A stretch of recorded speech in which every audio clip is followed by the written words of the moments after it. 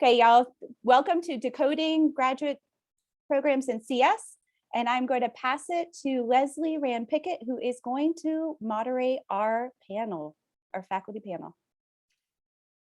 Great, thank you, Rosario. I really appreciate it. I'm really happy to be back working with this event yet again. And we had some wonderful questions submitted by you all as you were registering for this event. So you will see some of those worked in to our discussion today. And I'm really excited that we've got wonderful faculty members today who are going to talk to you about what that PhD experience is like and why you should consider pursuing one. So let's get started. I'll let our panelists go through quickly and give their own introduction, and then we'll start asking some of your questions. So, and pardon me, my light goes off in my office whenever I don't move for a while. So if I seem fidgety now, you know why. So we'll go ahead. Danielle, you're the first person I can see on my screen. Would you mind starting off with your intro? Sure thing. So I am Danielle Szafir. I am brand new actually to the faculty at the University of North Carolina, Chapel Hill Department of Computer Science. And I just moved here this last year from the University of Colorado. My work is in the area of data visualization. So broadly speaking, we work at the intersection of computer graphics, data science, and cognitive science to build different tools to help people understand, explore, make sense, and communicate their data. Great, thank you, Jeff. You want to go next? Hi, thank you all. Thank you all for joining. I'm happy to be here. I am Jeff Chase. I'm a professor of computer science at Duke University. I've been here for more than 25 years, and I'm currently serving as director of graduate studies. I'm in the systems area, so I work in operating systems, distributed systems, networks, network systems, some security, currently doing some work on managing trust and integrity in distributed systems. Do have some industry experience as a software developer in a Unix group, but that was a long time ago during grad school, even before Linux came onto the scene. Okay, thank you. Thank you. And Veronica, please. Hi, everyone. I'm Veronica Cotete, a research scientist, soon to be assistant professor at NC State University, where I completed my undergrad and PhD in computer science. I also got my master's from UNC Charlotte, also in computer science with a concentration in mobile game development. And right now, my main research area is K-12 CS education. And I've did 4 research experiences for undergrads, as well as 2 internships at Microsoft. So you have questions about those things, I can also talk on both sides of that. That's great. Thank you so much. I think you all can see we've got really, diversity in terms of the different research areas everybody's working in and their experiences. So hopefully very rich discussion for us today and different experiences reflected. So the first question is actually about industry. So thank you for bringing that up, Veronica and Jeff. If you had experience in industry, and a couple of you referenced that already, can you tell us a little bit more about why I might want to pursue a PhD in computer science if I think I'm going to work in industry? Like, what might be an advantage for a student to actually having a PhD if they're going to go into industry? Yes. Yeah. Okay, you can start, Jeff. Yeah, I guess my primary comment on that would be, it's certainly true that a lot of people who get PhDs go off to become professors, but actually from our department, and particularly in the systems area, my area, most of our PhDs do go off into industry to major companies. Some get involved with startups. I guess the main observation I would make, I'm old guard, right? I've been here at Duke since before Google, which is weird. But a lot of my colleagues from graduate school and from people with PhDs who've gotten PhDs, since then, a lot of those people went into these companies and were really the sort of intellectual brain trust for these companies, informing the agendas for the Googles and also Facebook and other companies as well. So I think, there are a lot of opportunities to use the skills and depth of knowledge that you gain from a PhD in industry. Yeah, I agree. And I think it's actually more prevalent now that PhD students are actually going into industry instead of academia. Within the lab of our 19 graduated PhD students, only 5 of them chose to go to academia. And of those, only 2 are professors.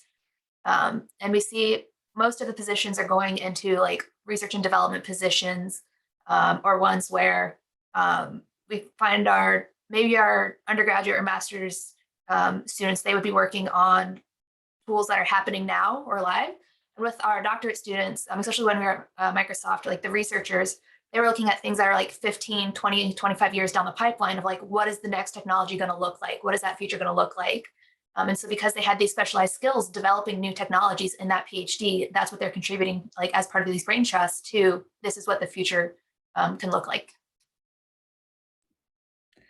I'll just add, building onto that a little bit, a lot of the internal research groups in industry really are still involved in cutting edge, setting the state of the art for the field and for the discipline. So within my specific area, I get to collaborate and interact all the time with folks here at Microsoft Research, Tableau Research, other organizations like that, where you have these very research focused groups that are working within the space of the product to really set that vision, as Jeff and Veronica mentioned. Great feedback. Thank you so much. I know broadly looking at our department, to Veronica's point, about 2/3 of our grads for the PhD program at NC State do end up going into industry. So yes, definitely if we're looking at beyond just Veronica's research group, I would definitely agree. And I think you get to solve the interesting problems, right? Whenever you have that PhD, I think that's a really cool attribute that they get to have. And identify the interesting problems to solve. Yes, yeah, exactly. And you know how to like take a project from beginning to end, right? And work independently, because that's what your PhD is all about. So I think companies trust you to be able to do that and on the industry side. So let's kind of turn back and think about academia, because of course that's the other pathway that at NC State, 1/3 of our students typically go down. We have just a few that go into like national labs. So most of them are either doing industry or academia. What do you like about your role in academia? All 3 of you now are in this academic space. So what do you appreciate most about it? And what made you decide when you were making that decision to choose to go the academic path versus industry? I guess I can hop in and get us started here. For me, it's definitely the intellectual freedom, right? I get to go from a meeting where we're exploring cognitive accessibility in data science to one where we're looking at how we can use wearable technology to promote inclusion, to kind of the almost very hardcore system stuff where we're working with building interfaces for robotics and emergency response applications. So you can go within the same day or even the same morning and jump between all of these different topics and ideas. And so it makes for a really exciting collaborative space, because we get to work with students all the time who come to us with these exciting, innovative ideas, these fresh perspectives, and also people across a whole range of disciplines and domains all coming together to try to figure out, how do we advance the world? How do we better society? So that kind of intellectual freedom is one of the things that I think I value most about being in academia. Yeah, I can add to that. Absolutely. The ability to control one's own agenda is important. And I really like that independence. I would just add to it, honestly, I really like working for a nonprofit. You can read Duke's mission statement, right? We can get up every morning and think about, what's the right thing for us to be doing? And, there are various constraints and so on, but there's a tremendous freedom to be able to think about things that way. And that's important to me. It's also, there are lots of opportunities to get involved with the industry as an academic.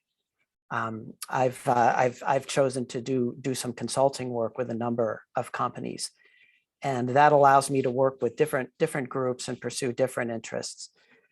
When you work for a company, you're working for a company, it's a lot more hierarchical, and there is a, fundamentally the bottom line is fundamentally the bottom line is the bottom line for the company.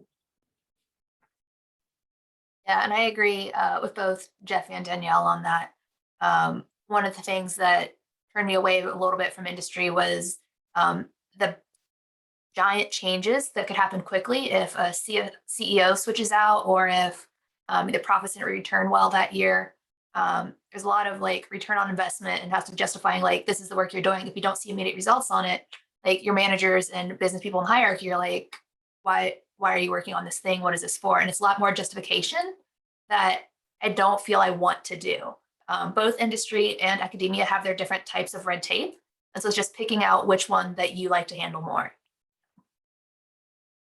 Excellent point. I definitely think I've said to students many times, like working on that faculty side, doing research a lot of times is like being an entrepreneur, because you're running your own, you're getting funding for that research, and then you're doing that research. And so it definitely takes somebody with those ideas to be able to launch that off the ground. You all have spoken a couple of times. I'm sorry, Jeff, I interrupted you. Oh, I'm sorry. I interrupted you. But I was just going to say also, we all like working with young people. Yeah. And that's an important benefit of being in academia. It's 100% the reason we do it, isn't it? I mean, I think that, and so great to see you all here today and interested in graduate study. It's definitely exciting to see students grow and go through that process. Is amazing. It's very rewarding. You all talked about like challenges, like red tape, things like that. Veronica, you just mentioned. Are there like any specific challenges that you didn't anticipate with academia that you would share with the students?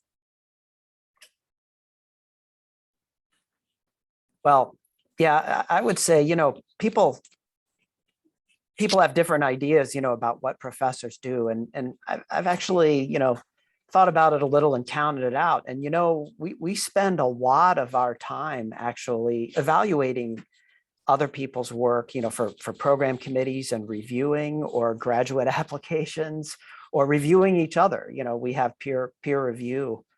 A university is a very sort of, well, let me just say it this way, really, whatever kind of organization or enterprise you get involved in, there is a responsibility to sort of play your role in helping to run that organization. And faculty spend a fair amount of time doing that. I'm serving as director of graduate studies now, for example. So there's a lot of that as part of being a professor, but it also adds a lot of richness and reward to the job as well. Good way to get to know your colleagues, right? Very, very well, not just being in your own.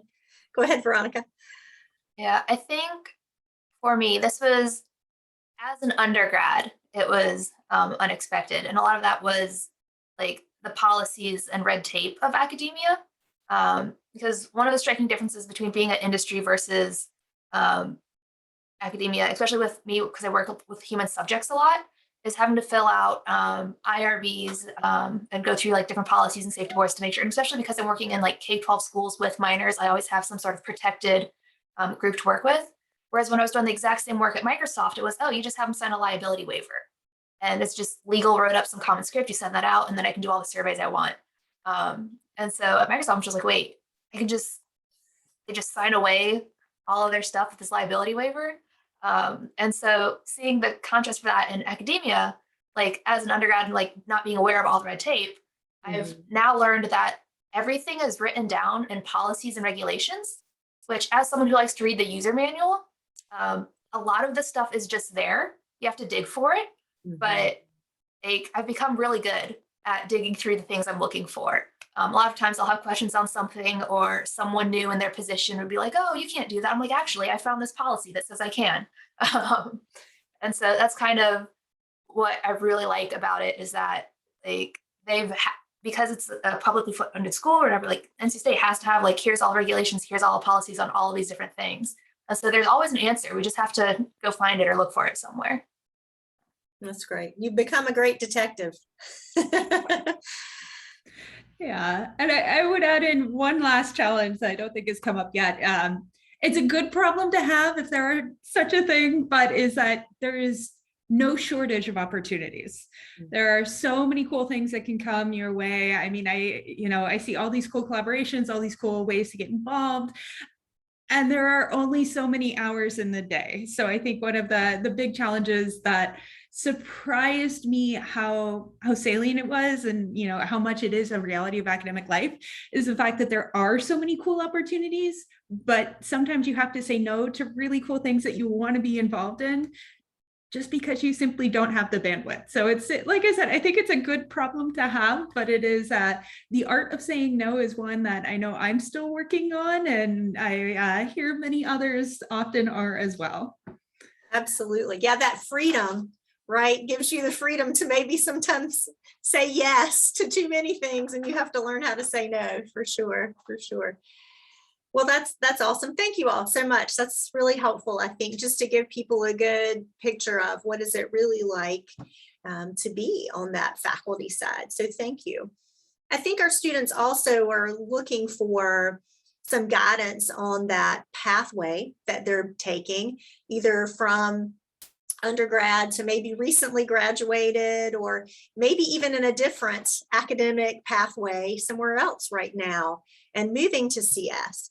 So some of the students have asked questions like, should I pursue a PhD right after undergrad? So for our current college students, is this a good time for them to be thinking about a PhD in computer science?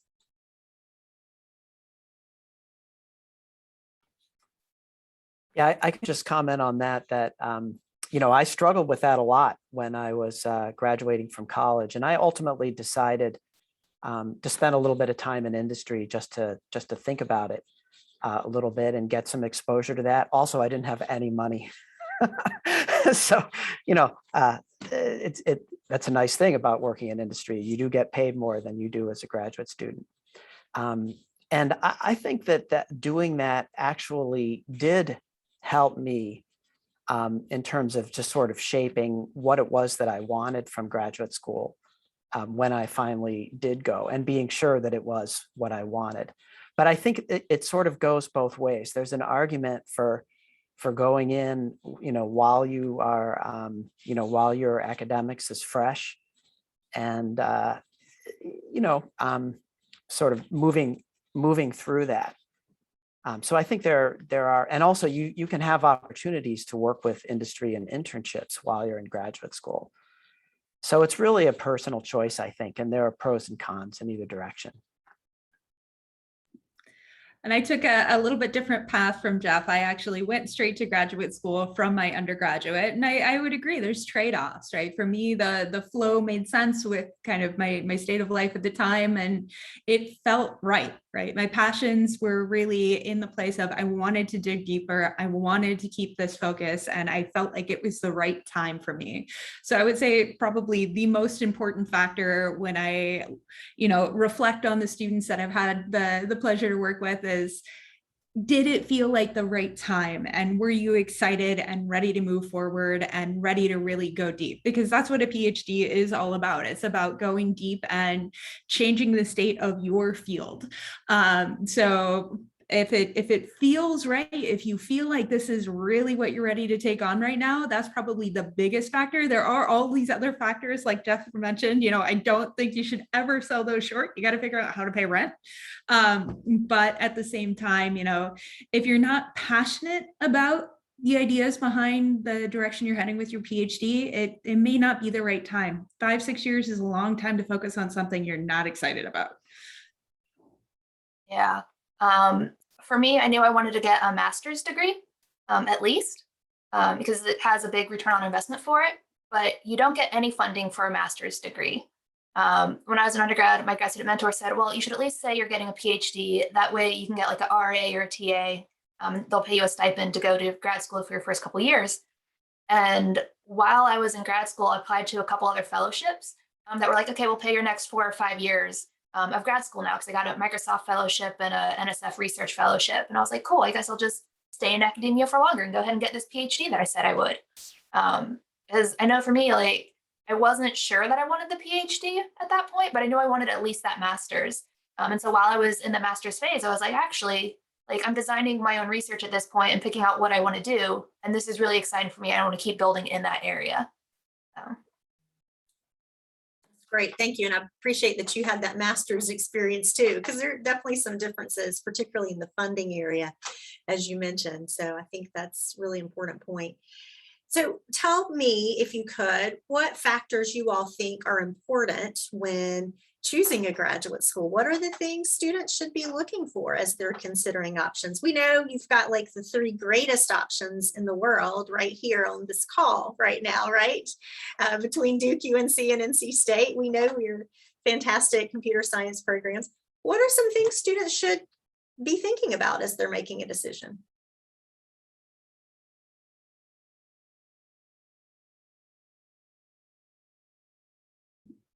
Well, I guess one thing in terms of, if you're looking for the long game for the PhD, find the right faculty mentor to work with.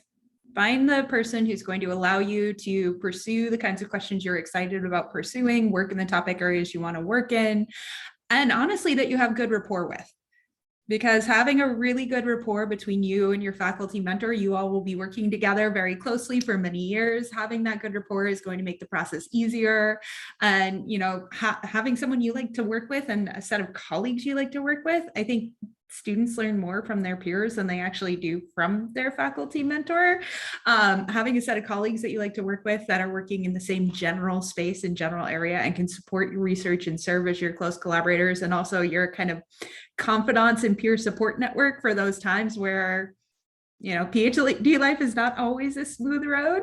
You have rejections, we have other things that come that can be hard to deal with. So I would say that kind of community aspect, both in terms of your intellectual community and also your personal and professional community, is one of the things that I usually tell prospective students to look for most closely. Yeah, I think that's exactly right. And sort of a corollary to that is that it's worthwhile to consider the size of the programs. Duke has one of the smallest CS departments among the top rankings, depending on how you count it.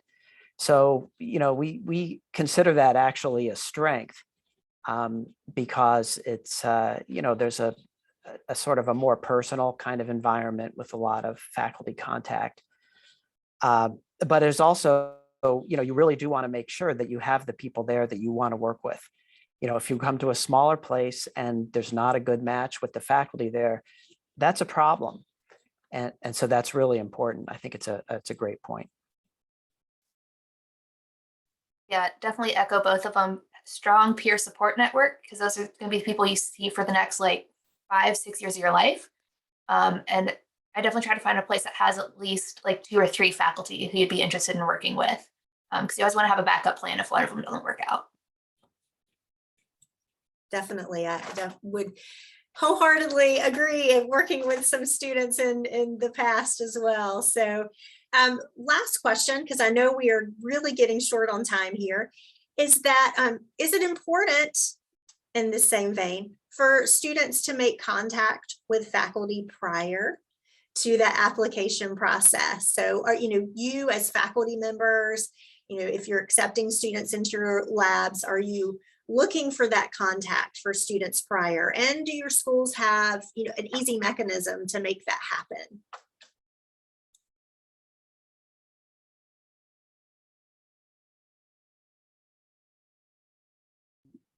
Yes, I'll just jump in. Sorry, I feel like I'm talking a lot, but I would say definitely, at the end of the day, the PhD, like I said, it's all about, who you're working with, what those groups are. So reaching out ahead of time to figure out a couple things like what is an advisor looking for in a prospective student to make your application stand out in that batch of 300 applications that we're trying to review in a span of 2 weeks. So we know to look for your application.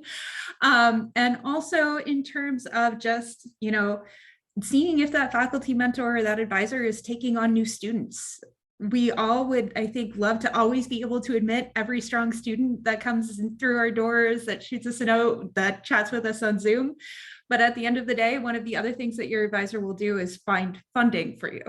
And so there are just certain situations, certain circumstances where there's just not a funded position available at that time. So reaching out ahead of time will let you know, is finding a spot in that lab in the present time even a possibility right now?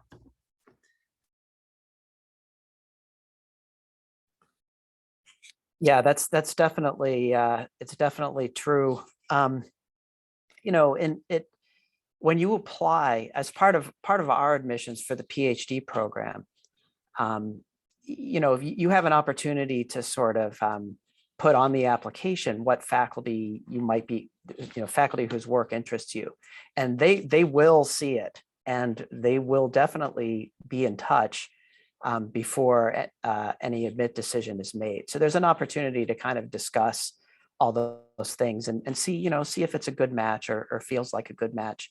Many of our applicants who are admitted are in touch with multiple faculty at some point during the admissions process.